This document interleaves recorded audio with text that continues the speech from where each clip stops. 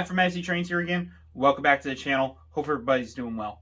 I am so glad to be back in front of the camera and so glad to be producing this video for you guys this week. It's been a while for me. Things have been a little chaotic recently, but we're back and I'm going to definitely try to give out some great content for you guys. There's a lot of new pre-orders that are coming in. There's some more train shows coming up. And just a lot of cool content ideas I have been wanting to do on this channel for some time. So stay tuned for all the upcoming content. There's some really cool stuff on the way. But today we're specifically talking about the train show I was at this past weekend by the recording of this video. And it's a pretty good one. And hopefully by the end of this I give you guys a good indication of the type of show that this is, given based off of the stuff I was able to find. So let's take a look. So what is the Greenberg Train Show? As it suggests, it's a train show and toy fair. It's been a traveling show that's been going all across most parts of the East Coast, so places like New Jersey, Springfield, Massachusetts, and just everywhere along the East Coast it has been attending. And they have done it since 1976 or so, and it's been a very successful show. It's pretty well known by most members of the hobby. However, a lot of people don't usually go to them because, for the most part, the trains that are available aren't nearly as desirable as if you were to go to York, where you can find almost anything. But depending on where the show is located, you can actually find some pretty awesome stuff, which you're about to see in this video. So the Edison show is actually one of the first shows that they do for the year. The Edison show is actually held 3 different times over the course of the year. So they have a show that was this past March. They do it for 2 days, which is awesome. I went on Sunday, but they have a Saturday show as well.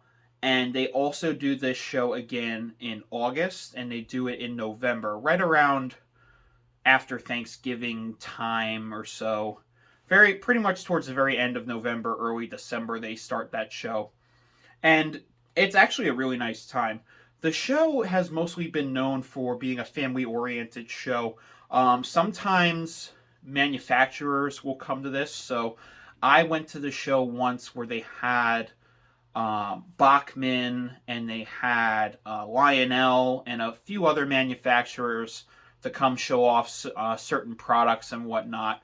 And it's a fun time. You know, you could get to meet some of the people behind the scenes who bring these great trains to us, and that's always a plus. Similar to how when you go to York, you can meet and talk to the manufacturer, have questions you might have and stuff like that. And it's just really cool to see the display layouts that they bring to showcase their products on. It's really cool.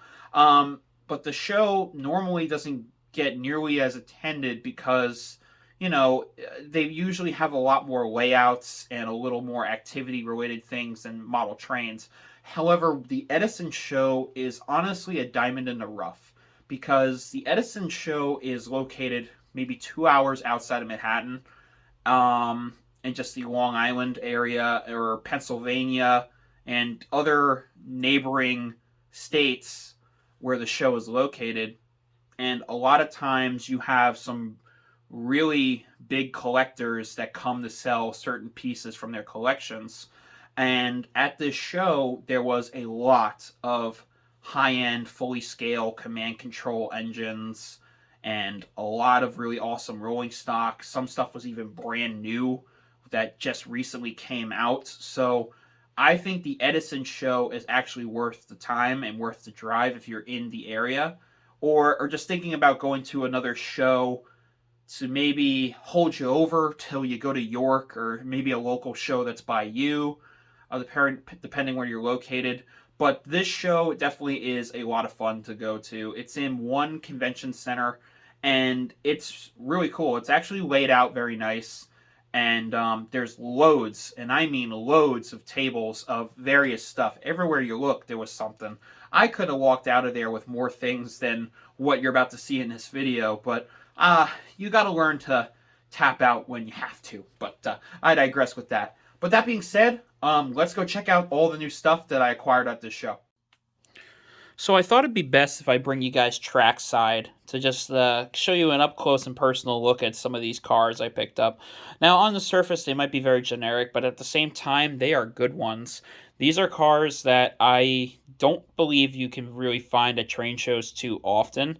Yeah, probably on a good day you might be able to come across these, but at least in my experience, two out of the three that you see here, I had no idea if I was ever going to find these for a reasonable price, maybe on eBay now and again.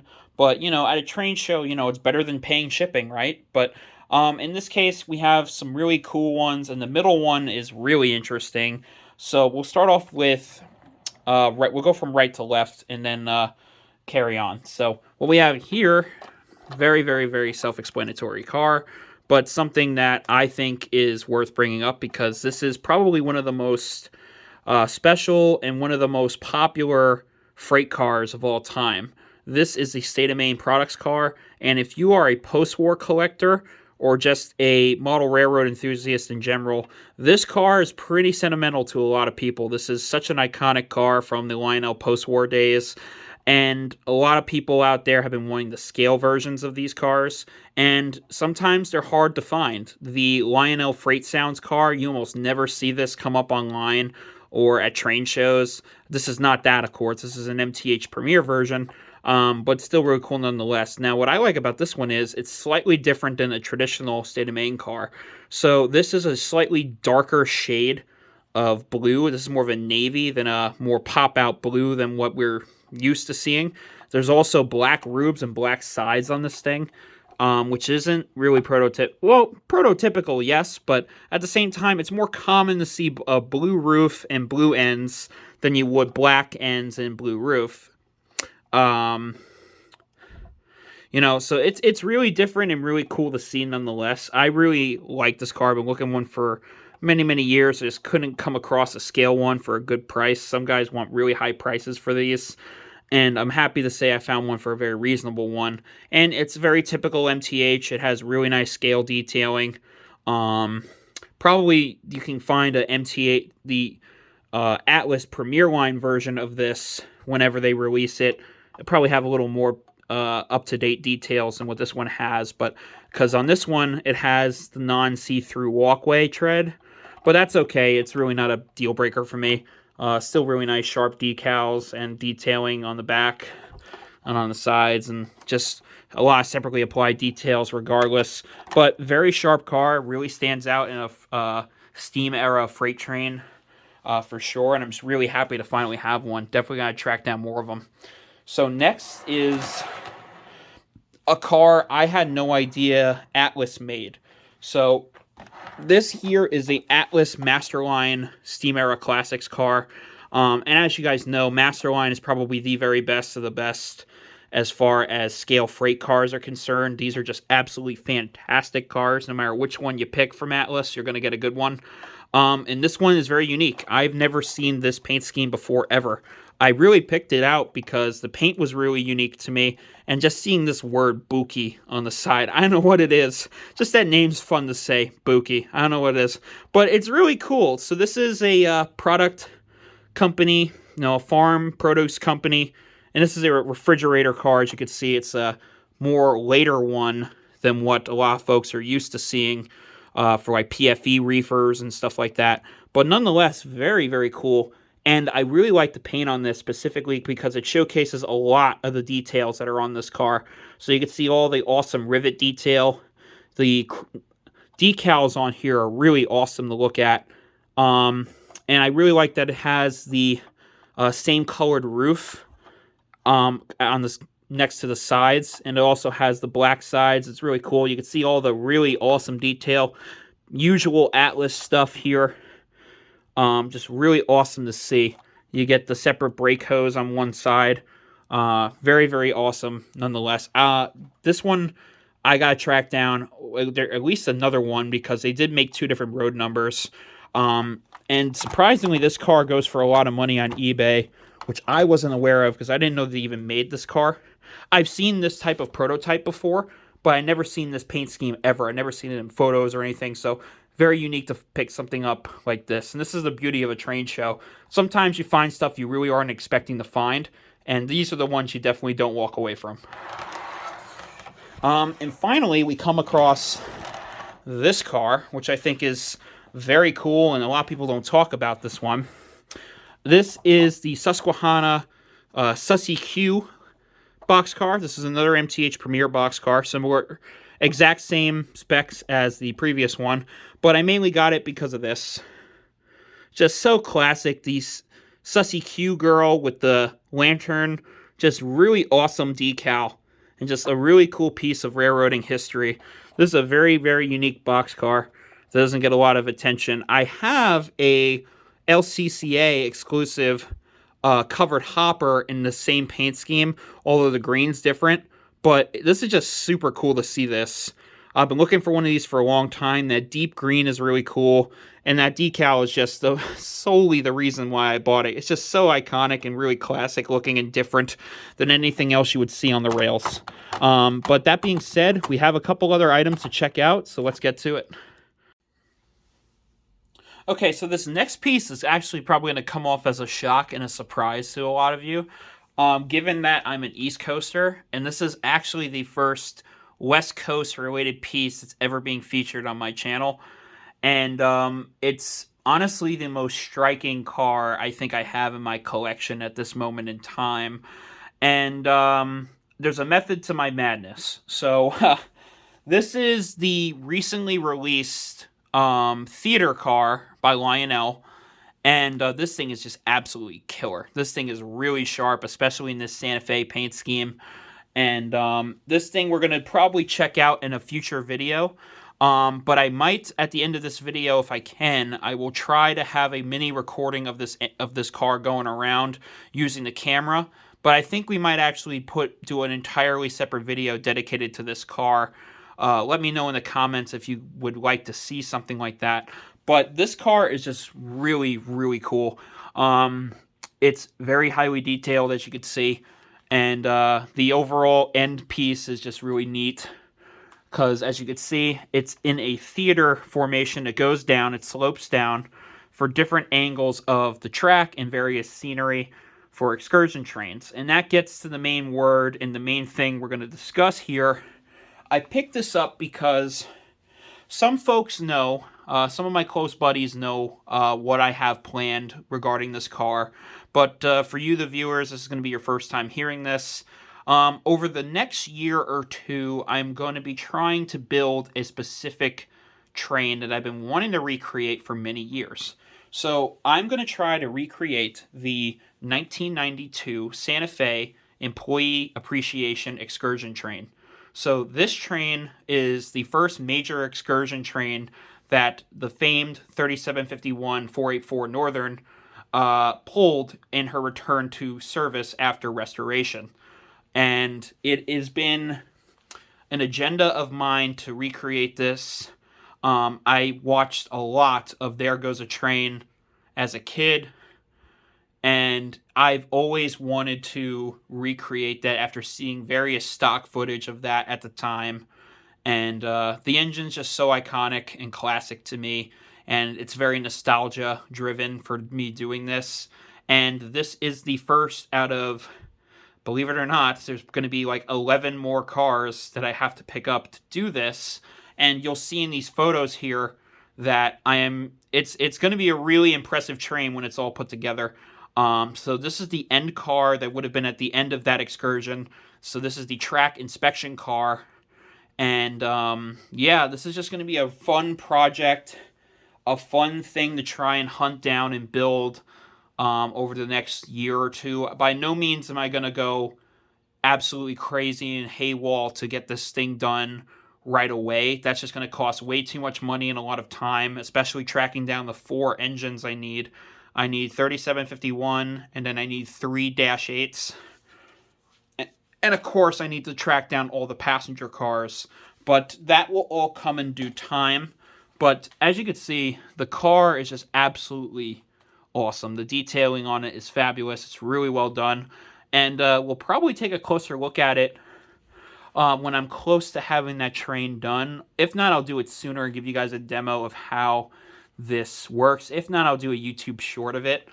of it operating, but it's really cool nonetheless. You can see the camera actually right here. They placed it pretty well, and when the camera is on and going down the rails, it looks really cool. The camera quality on it isn't as good as you would think. It's only about a 720p camera in there. If it was like a full HD GoPro camera in this thing, this car would be $500-600 easily. But it's very nice. It's fully scaled, 21-inch. And it's definitely going to be cool to finally recreate this train that I'm going to build. So stay tuned on my Instagram and various other places. I will definitely keep you guys updated as I build the train. And we'll do a whole video on it down the road. So let's get on to the final item.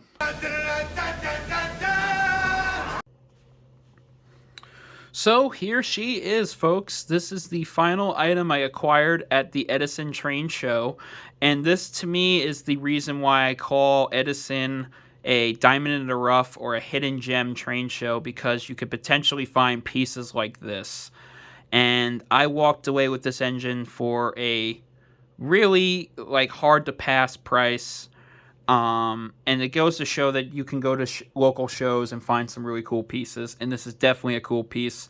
So this is the K-Line 464 J1E Hudson, and it is probably considered by many hobbyists and just a lot of folks who are in the O-scale world to be the most accurate and best looking scale detailed command control Hudson available.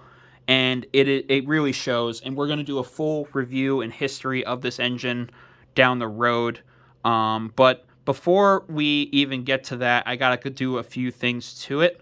There's going to be some extra detailing I'm adding to it, which I don't see why I have to, but there is one or two things I would like to change to this engine. But it's so minor because this engine's pretty much a carbon copy of what a J1E is supposed to look like. But the funny story about this particular engine is I actually had a chance to buy this engine prior to Edison. I had a buddy of mine who was going to sell me his version that he has, the same one that you see here, but fully upgraded by Sid of Sid's Trains. But I ultimately opted out of buying that. What? Bro, what are you talking about, man? I know. A little silly. I don't see why I couldn't have gotten the one that had a super chuffer and extra sync chuffing and so forth, and just got the one that you see here. But that's because I simply just prefer to eventually have this upgraded to Legacy and a few other awesome features that you'll see down the road after this is upgraded. But don't worry, this is still a great engine nonetheless, and I definitely have some plans to really enjoy this engine more than I already do. This is a beautiful engine, and I really can consider this one of the best looking engines in my entire collection. I know I tend to say that a lot with a lot of the pieces I collect, but this one really shows. I'm a New Yorker, and I have been needing a Hudson for many years, and to finally have probably the king of the Hudsons as far as O-scale is really awesome. It's really amazing to finally see this type of engine on my layout. And you'll definitely be seeing a lot of awesome footage and running sessions of this engine in the near future. I got a lot of stuff planned for this particular model. But that being said, let's wrap up the video, and I'll leave you guys with some running shots. So that's going to wrap it up for this video. Like I said again, for pieces like this and just what you saw in this video in general gives you a good idea what a local show can be, and definitely worth checking out. And Edison was just a lot of fun. I definitely plan to go back in August if possible. If not, I'm going to try to shoot for November. So I hope to see some of you there after seeing this video. And we're going to wrap it up now with some awesome running shots of this beautiful Hudson behind me. And stay safe, everybody. Take care, and I'll see you guys in the next one.